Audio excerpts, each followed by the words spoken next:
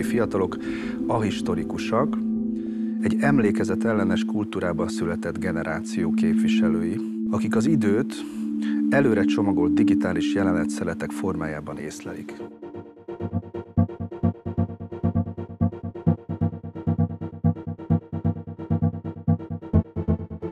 A feladatunk az volt, hogy úgy gondolkodjunk 56-ról a mi generációnk fejével, hogy átadjuk azt, hogy mi, ez a generáció hogyan kapcsolódik 56-hoz, mi, akik már direkt módon nem kapcsolódnak ehhez, és már egy másik rendszerbe nőttünk fel teljesen.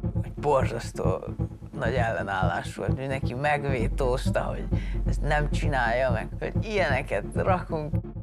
Megemlékezésként odavittek tankokat a Korvin negyedhez. Én addig így képen se nagyon láttam tankot, tehát hogy akkor én ovis lehettem szerintem. És nem tudtam értelmezni, hogy ez mi. Mert hogy leginkább az ilyen Star Warsból ismert gépekhez bírtam hasonlítani. Szerintem 56 talán a szabadságról szólhat, egy jobb jövőnek a lehetőségéről. Őszintén kicsit távol állt tőlem, meg így idegennek éreztem ezt az egészet, amíg bele nem mentem ebbe kicsit jobban a történeteken keresztül.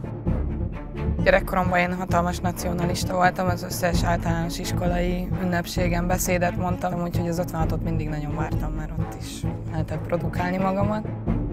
Megmutatta annak a fontosságát, hogy hogyan lehet azzal valamit kezdeni, ha nem tudsz valamivel mit kezdeni.